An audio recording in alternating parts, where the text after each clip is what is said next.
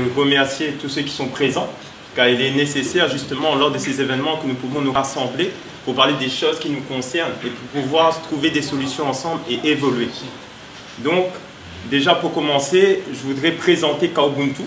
Kaubuntu, c'est un mouvement panafricaniste et indépendantiste réunionnais. Et nous avons 4 objectifs. Premièrement, activer la conscience historique de notre peuple.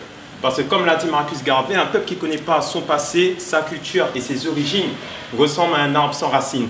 Et pour sortir justement de ce manque d'estime de nous-mêmes, nous devons nous réapproprier notre histoire. Donc deuxième objectif, c'est le droit à l'autodétermination des peuples africains et afrodescendants. Parce qu'aujourd'hui, il y a des indépendances factices qui ne sont pas réelles, qui ne sont pas effectives. Et en réalité, les peuples africains et afrodescendants n'ont toujours pas leur destin entre leurs mains.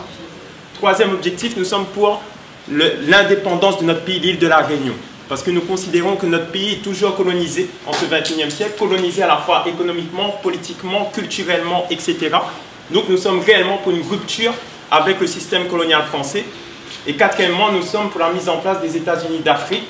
Ici, nous nous inscrivons dans cette idéologie panafricaniste, comme l'a dit Pierre, qui est justement cette unité des peuples africains et afrodescendants, cette unité du continent africain à la fois sur le terrain économique, politique, etc. Car c'est comme ça que nous allons pouvoir nous faire respecter et c'est comme ça que nous allons pouvoir autodéterminer notre propre destin. Donc déjà, par rapport à ce qu'a dit Juliette Esmeralda, le manque d'estime de soi, on le retrouve actuellement dans notre peuple.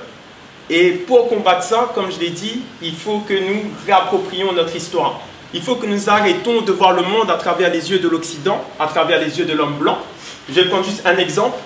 L'exemple de, soi-disant, Victor Schœlcher a aboli l'esclavage. Mais nous savons tous que cette abolition, en fin de compte, elle est due à quoi? Elle est due à nos ancêtres.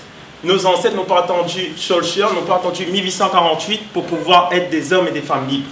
Donc nous devons prendre conscience que nous avons des héros et que nous devons du coup nous réapproprier leur histoire pour pouvoir déterminer notre présent et notre futur, c'est-à-dire comprendre qu'au lieu de vouloir s'intégrer dans la maison du bourreau, qui fait qu'on a un manque d'estime de nous-mêmes parce que lui, le bourreau, l'Occident, a bâti ce monde pour lui-même et pas pour nous-mêmes, donc nous devons construire notre propre maison, nous séparer de l'Occident et construire l'Afrique et nos pays, la Réunion, la Guyane, les Antilles, etc. Partout où se trouve notre peuple, nous devons nous investir politiquement dans nos pays.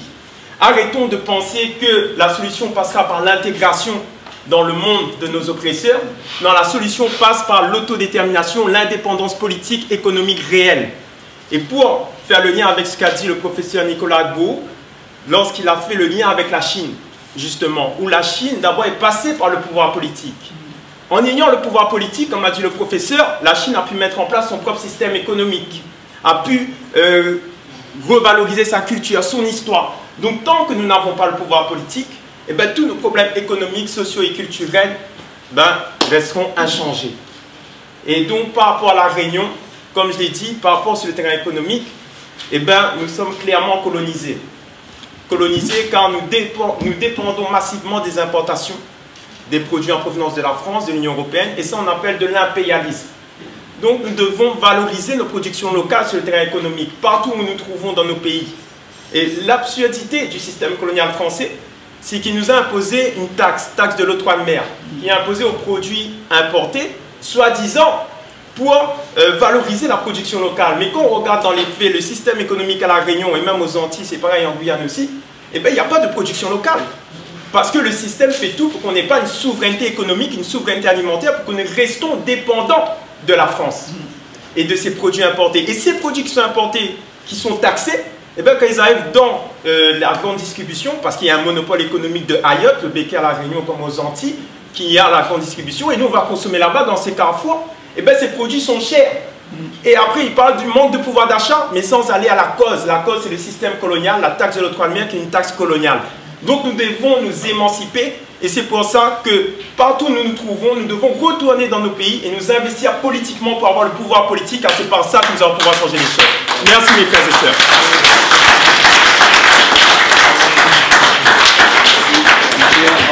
Katambara. Et donc voilà, il nous reste exactement 10 minutes jusqu'à 20h35.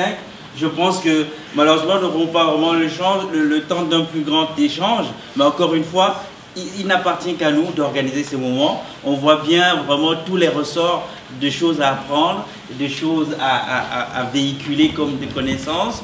Et donc voilà, c'est à nous de les organiser ensemble et on y arrivera, il faut y croire.